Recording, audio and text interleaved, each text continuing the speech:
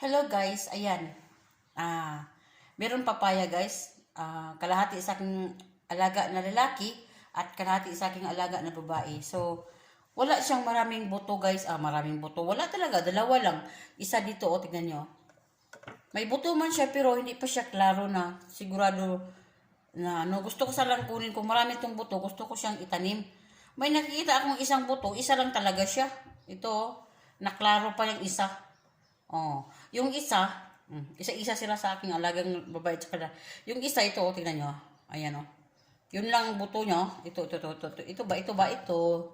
Ito lang yung buto nyo. Yan. Yung isa maklaro pa siya itim. Pero may nakita ako doon sa mga yung sa dito sa online, sa yan nga sa social media dito, kinuha nila yung mga buto-buto, lalo ng buto ng apple, tapos naggawa sila ng ganito, yung saging ito, tapos nilagyan nila ng aloe vera sa ilalim. So that's why yung sa akin, meron din akong nakikita, kumbaga bayabas, yung buto ng saging, or pakwan, yung watermelon, nilagay nila sa ilalim, dito ba ganito, no? So meron akong isang seeds na papaya. So, itry ko lang siya. Kung ano ba siya, ang tawag dyan? Ilagay ko sa ilalim. Itry ko lang yung mga ginagawa-gawa nila. Wala namang masama pag mag-try lang, no?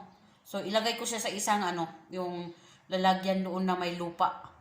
So, hintayin ko siya na mga 1 linggo or 2 kung totoo ba yung sinabi niya. So, nakagawa naman ako doon na sa taas, pero hindi ganito. Yung mga apple, yung seeds na apple at saka yung grapes. Meron din ako mga seeds doon na sa taas, nagtubo. Nagturok na siya guys, nagbisaya lang ako kay mahirapan man sa Tagalog, no? Nagturok na siya itong mga seeds dito sa apple or sa grapes na dito sa isa ka sa isa ka supahan. May mga siya na tulad ng mga fertilizer ba, yung mga basura tulad ng mga itlog, mga lupa, no, lagyan ko siya ng mga basura ko yung galing dito sa kusina, nilagay ko doon sa lupa, ginaganyan ko yung mga itlog niya, tapos syempre fertilizer, no, nilagay ko doon yung mga seeds ng ating grapes. Mahirapan ako magsalita kasi nawala yung ngipin ko sa gitna. So that's why, no, ngayon nandoon sa taas yung aking seeds, nagturok na siya.